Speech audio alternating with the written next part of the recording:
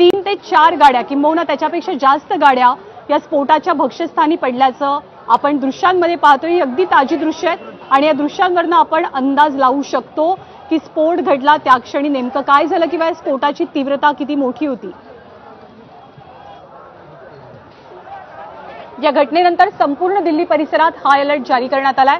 अग्निशमन दलाच्या 10 गाड्या घटनास्थळी पोहोचलेल्या आहेत। या घटनेला पार्श्वभूमी आहे ती 7 नोव्हेंबर ते 10 नोव्हेंबरच्या दरम्यान सुरक्षा यंत्रणांनी विविध ठिकाणी राबवलेल्या कोम्बिंग ऑपरेशनची आणि काही दहशतवाद्यांना ताब्यात घेतल्याची। त्याच घटनेच्या पार्श्वभूमीवरती आत्ताची घटना अतिशय संवेदनशील मानली जाते। दिल्लीच्या लाल किल्ला परिसरामध्ये हा स्फोट झालाय। सोमेश कोलगे आपल्याला अधिक माहिती देते। सोमेश, सध्याचे ताजे अपडेट्स काय आहेत? घटनास्थळी काय चित्र आहे?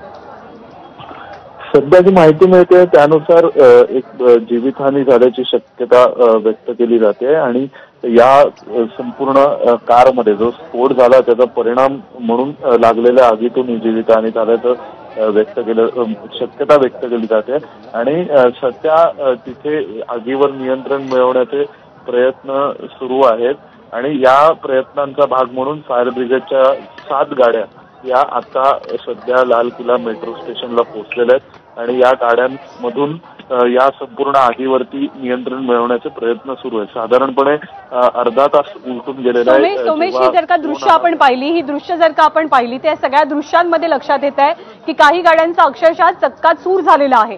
सुरक्षा यंत्रणांनी नेमकं काय म्हटलेलं आहे या घटनेसंदर्भात? अजूनपर्यंत पोलिसांकडून याविषयीची अधिकृत कुठल्याही प्रकारची माहिती देण्यात आलेली नाहीये, परंतु ज्या सध्या आगीवरती नियंत्रण मिळवण्यासाठी म्हणून फायर ब्रिगेडच्या 7 गाड्या या घटनास्थळी दाखल झालेल्या आहेत आणि सर्व प्रकारची चौकशी या संपूर्ण आगीची केली जाणार आहे की ही आग लागण्यामागचं नेमकं कारण काय होतं। कारण गेल्या 2-4 दिवसांमध्ये ज्या पद्धतीने दहशतवादी नेटवर्कवर आपल्या सुरक्षा यंत्रणांनी मोठं ऑपरेशन राबवून या दहशतवादी नेटवर्कशी संबंधित अनेकांना ताब्यात घेतलेलं होतं।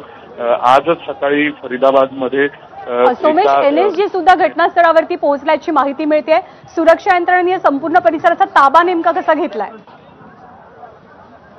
लाल किल्ल्याचं जे मेट्रो स्टेशन आहे त्या मेट्रो स्टेशनच्या गेट नंबर 1 वरती आता ही संपूर्ण घटना घडलेली आहे आणि लाल किल्ल्याच्या मेट्रो स्टेशनच्या गेट नंबर 1 मधून सर्व प्रकारची ये-जा आणि यातायात बंद करण्यात आलेली आहे। इतर जे मेट्रो स्टेशनचे गेट आहेत ते सध्या सुरू आहेत। त्यासोबतच हा प्रचंड गर्दीचा आणि रहदारीचा असा भाग आहे, त्यामुळे इथल्या लोकांनाही तिथून तातडीने हलवलं जात आहे आणि संपूर्ण परिसर रिकामी करून आता या संपूर्ण परिसराला एक प्रकारच्या क्राईम सीन।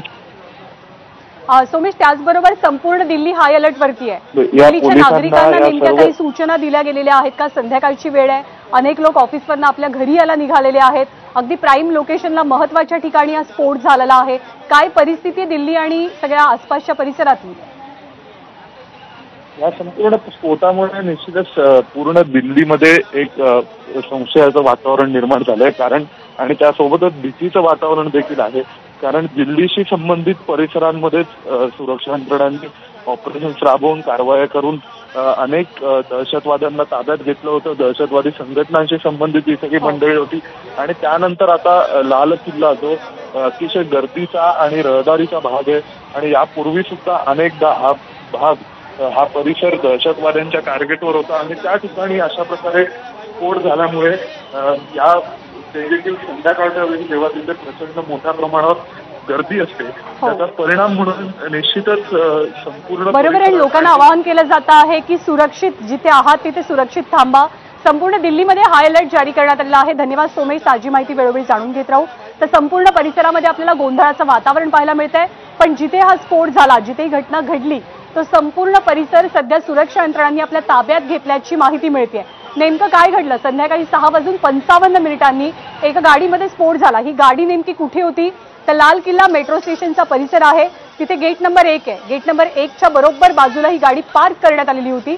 सुरुवातीला वाटलं की गाडीमध्ये एखाद्या सीएनजीच्या सिलेंडरचा स्फोट झाला असावा, परंतु ही आग प्रचंड मोठी होती। या घटनेची व्याप्ती वाढली आणि आताची ताजी दृश्य, लेटेस्ट दृश्य आपण पाहतोय।